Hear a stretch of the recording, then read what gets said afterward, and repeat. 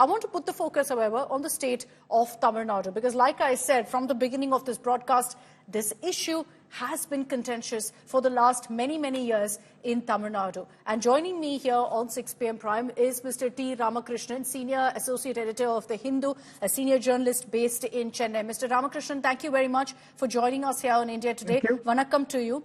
Can I just begin, sir, by starting off with, how the BJP has been talking about the DMK stand on this and how the then Chief Minister Karunanidhi was very much in the know-how. Why then did the DMK still raise Katchatheevu? And, they've mentioned it also in their manifesto, if I'm not wrong, several times.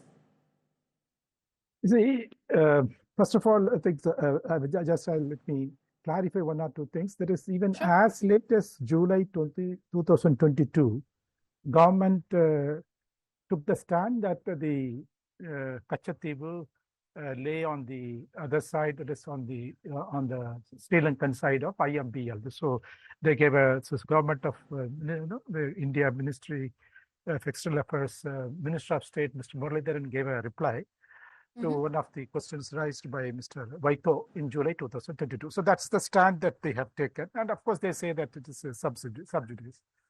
And as far as your questions are concerned, that is, the DMK's position is that it opposed it was opposed to the ceding, or it was opposed to the agreement. Yeah. Actually, Katchatheevu was given, you can say, was ceded to Sri Lanka as part of as a sequel to the signing of an agreement that is called International Maritime Boundary Line Agreement, IMBL.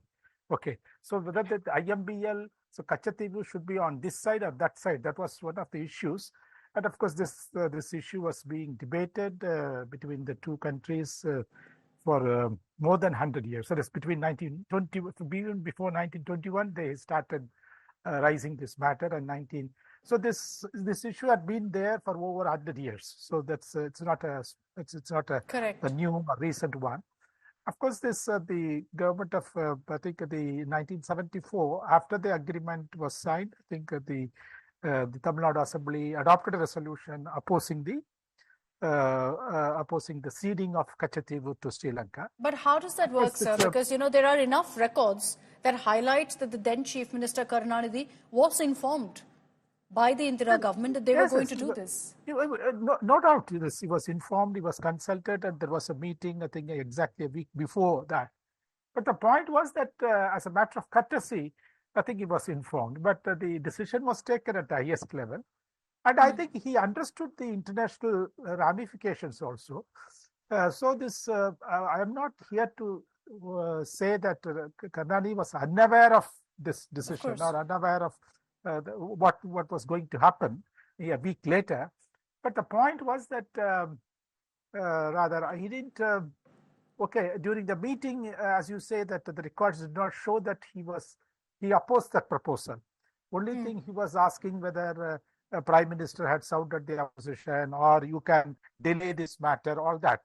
But but he could understand that some sort of an understanding was being arrived at. The highest level in the two countries. So let me not block it. Maybe that would have been his strategy. Of course, he as a political leader of Tamil Nadu, of course, he didn't. The records even say that he could not take a position publicly in favor of the ceding of Katchatheevu. That's, I think. But the point is interesting.